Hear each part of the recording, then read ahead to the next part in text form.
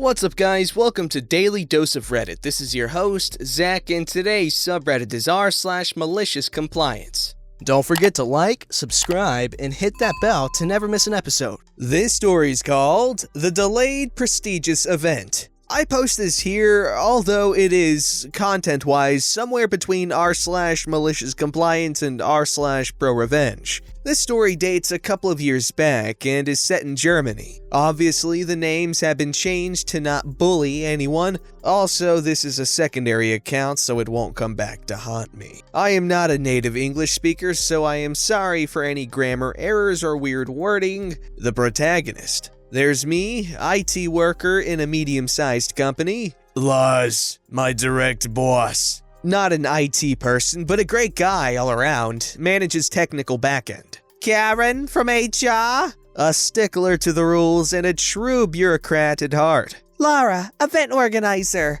Tasked to make this event go as smooth as possible. Michael, COO of the company. Only met him when this happened, usually in the head office. The environment. This story is set inside a medium-sized company in Germany. We are not a top technical company, but have many international customers. I am responsible for the in-house IT services at the small-town site, with the site manager, Lars, being my direct boss. This site only has a secretary, and HR is managed by the central head office. As I work in IT, working time is usually handled lenient. You can work on any workday between 7 a.m. to 8 p.m., just not more than 12 hours a day, and you have to get your 40 hours in every week, with some overflow allowed. But you are not allowed to work outside these hours or on weekends unless you get a written permit from a central HR board.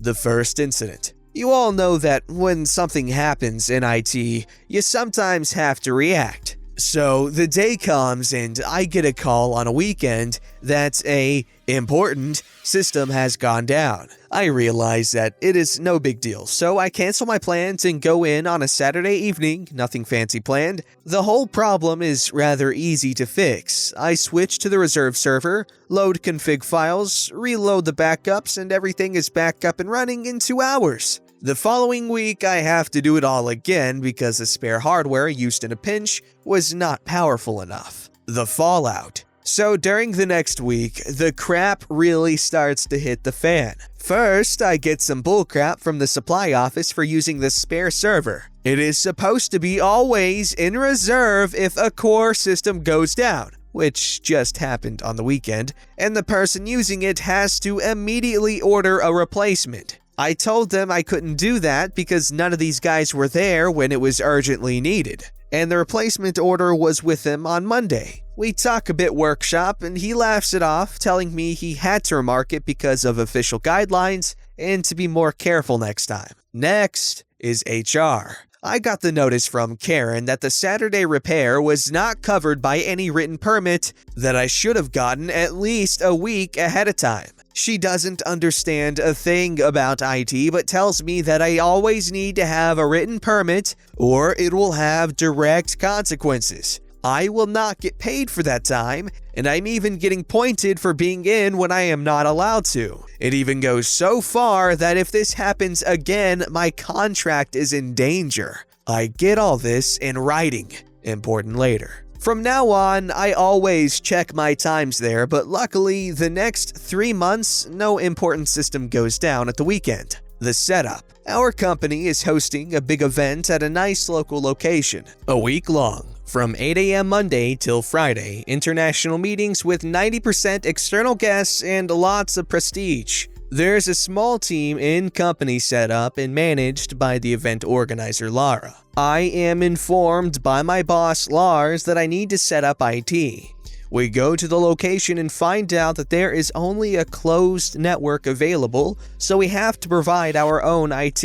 I order the necessary access points to provide Wi-Fi networks, a decent projector, etc. Nice to work with a great budget. It all arrives 2 weeks before the conference. In the week before the conference, I start setting up. Monday, I configure the access points and make sure all the hardware is fully operational. Tuesday, I arrive on the event location and find it occupied. Asking my event liaison, I find out the location is booked only for the following week. So I spend half a day tracking down the person responsible for the venue and get told it is booked till Friday midday. I go to my boss Lars and tell him that I can't set up because it is occupied. He is furious about this oversight but accepts that it is not my business to make sure the venue is booked correctly. The whole matter is escalated, and by the end of the day, we get the permit to start setting up on Friday afternoon. Wednesday comes, and I tell my boss Lars that half a day won't be enough to set up projectors, recording and streaming, sign-in stations, and the Wi-Fi. I told him that I expected it to be 4 days of work, but that I am willing to work through the weekend to get at least all the important stuff done till Monday. He agrees, and I file for the special permit to work overtime or on the weekend. He even attaches a note on how important this is, and it is rushed to HR. I spend the rest of the day going through the network planning, going home a bit early knowing that the next day will be stressful. Thursday, I start to prep as good as I can, configure every firmware, do a dry run of the setup on my desk, make sure all the cables are available and boxed up in a nice set for each task. This at least should be saving a bit of time when setting up. Friday morning, I still haven't received my written permit from HR yet, so I decided to give them a call. After a while, I get a hold of the Karen responsible for my file there, and she informs me that my application for overtime arrived after this week's HR board meeting and thus couldn't be granted. Condescendingly, she informs me that I should have applied at least a week earlier. I go to the event organizer Lara and tell her that I didn't get the permit for overtime and that I will have to leave everything this evening unfinished. I can see the color of her face changing from normal to white to red, and she promises to follow up. She will contact HR directly and clarify things. At 2 in the afternoon, the venue is finally available, and I get started. Most reasonable is to get started with the projector and presentation system, because, without presentations, there's no event. It takes me about 3 hours to set it up, running cables so they are not a hazard, etc., so the presenters can use either the system or a laptop and the picture is okay. Then Lara comes by and asks how I'm doing. We chat a bit as I introduce the system. She tells me that Karen handling my application is not in this afternoon, so there is still no written permit. After we decide to run the main fiber line for internet, next she is off organizing something for the breaks and catering. I run the fiber for the internet and at least confirm that it is active at 7 p.m. I catch Lara again and ask her about the permit. No one in HR was in all Friday afternoon, so it is still not there. The compliance revenge. Here comes my r/MaliciousCompliance and r/ProRevenge into place. I lock away all the valuable hardware as custom and am ready to leave just before the 8 o'clock deadline. Lara asks me what the next steps will be and when it will be ready, and I have to tell her. I will start again on Monday, but it won't be finished by 8 a.m. That's when the event starts. She is speechless as I leave. During my weekends, I relax and turn my work phone off. I see a flood of work emails coming in, but hey, if I'm not allowed to work on the weekends, I also don't need to check these. The event. Monday, 7 a.m. The earliest I'm allowed to work again according to HR. I show up. It is pandemonium. IT is still the same as I left it on Friday. A completely disarranged Lara asked me, begging me how long it takes to set up the sign-in station because the first guest will arrive in half an hour and need to be registered.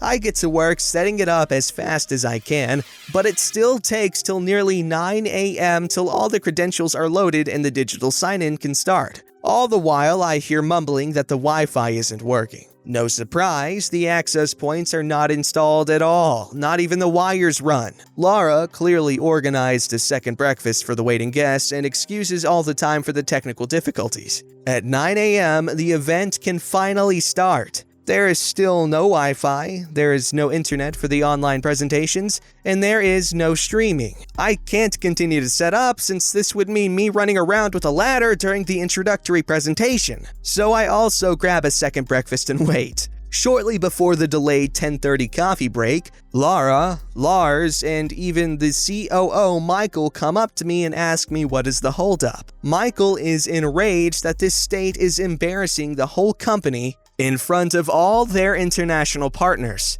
No Wi-Fi for them and no stream online for the overseas partners. I tell him that Karen explicitly forbade me to work on weekends without the written permit and even show the write-up from earlier. See the fallout. Giving up, he just asks what I need to get it all done as fast as possible. I even get a small note just saying Mr. OP is permitted to work as much overtime as needed and is permitted to acquire all resources he deems necessary. Signed Michael, COO, and co-signed by the head of HR. The solution. We end up hiring some Sparkies, electricians, to run the cables, and I work all night till nearly the next morning to get it all operational by the second day. The rest of the event was a full success, and everyone was happy with the IT, besides the first day. As the cherry on top, Karen is no longer my HR manager. I also have the direct phone number, even private mobile, to the local head of HR and can request overtime in a non-written form at any time.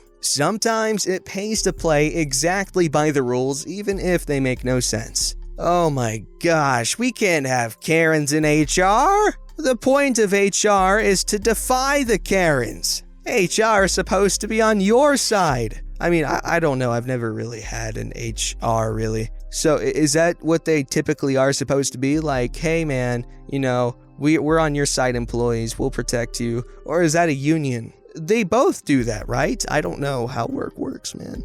This story's called Violate My 2 weeks conditions and then tell me to just work? This happened about 3 or 4 years ago. I worked for a big grocery store chain as a front-end cashier. I had already had some problems with my company as they had promoted me to later rescind said promotion because of lack of training hours. One of my assistant managers had also been harassing me, giving me all of the nightly duties and favoring daily position assignments for her friends. Finally fed up, I turned in my 2 weeks notice. I take the 2 weeks notice extremely seriously. Remember, especially in corporations, you are extremely replaceable, to the point of a 2 weeks is to give your company time to conduct interviews, have labor for the written schedules, and fill your incoming vacancy. You are doing them a favor by not quitting on the spot. I submitted 2 separate 2-week notices. A formal one that didn't go into details and was meant as evidence of my resignation,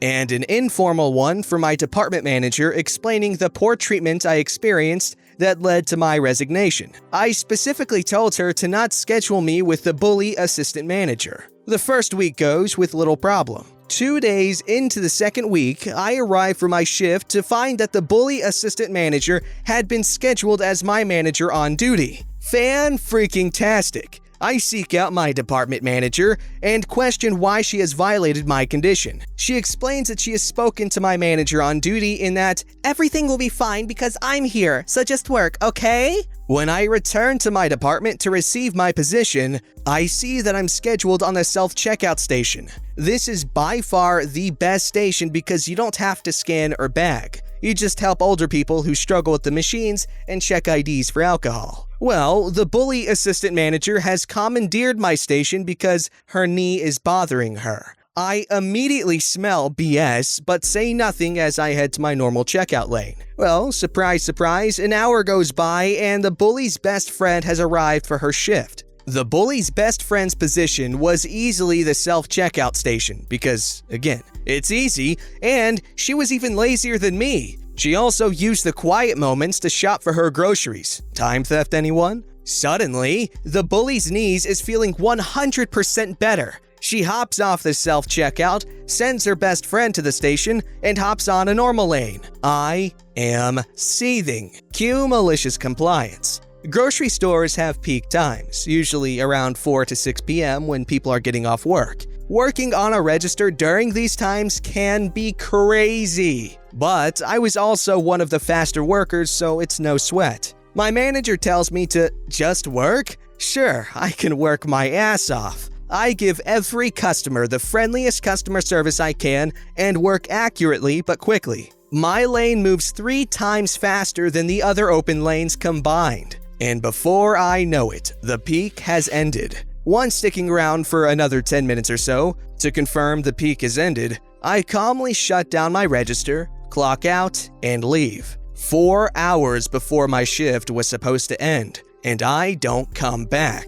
Because I was between high school and college at the time, I was one of the store's most important coverage workers. I worked almost any shift, usually during peak times, which meant that my manager had to scramble to fill every 8-hour peak shift she had given for the rest of that week. Edit. A lot of people asked why I didn't just quit on the spot. A few friends that I still have to this day were working with me that day. I wasn't going to abandon them during peak hour. Edit 2, it was not a minimum wage job. Well, first off, good on you for being responsible and caring about your coworkers, which is something that not a lot of people do. Oh my god, so much experience with flaky coworkers. If you're a flaky coworker, you're a jerk and you don't deserve to have a job, and I hope you are sad sometimes. This story is called, "You Want to Kick Me Out of My Hospital Workstation Room That I Prepped for the Day?" I am a radiology resident, and luckily the facility I am working at allows for each resident to be separated in individual workstation rooms for reading imaging. This morning, I grabbed one of the rooms, spent a while cleaning it all up to make it safe for me to spend the day in. Another resident, who showed up late, came in the door and demanded that I leave the room because it was assigned to him. I chose the room because I knew the dictation microphone didn't work, so all the reports would have to be typed, and I was on a rotation that was light on volume, so it wasn't a big deal to type the reports for me. He started to squeeze his way in and box me out, and because of his persistence, I let him. I packed all of my things and headed to a different room, got up, and headed out the door. Right before shutting the door, I told him, by the way, the dictation mic doesn't work in this room. As I sit here typing this, I am watching him read case after case,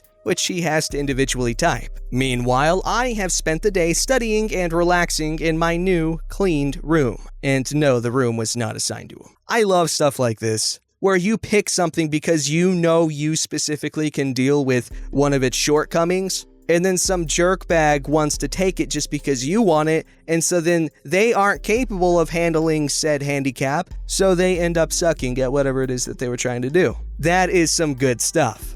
Don't forget to like, subscribe, and hit that bell to never miss an episode.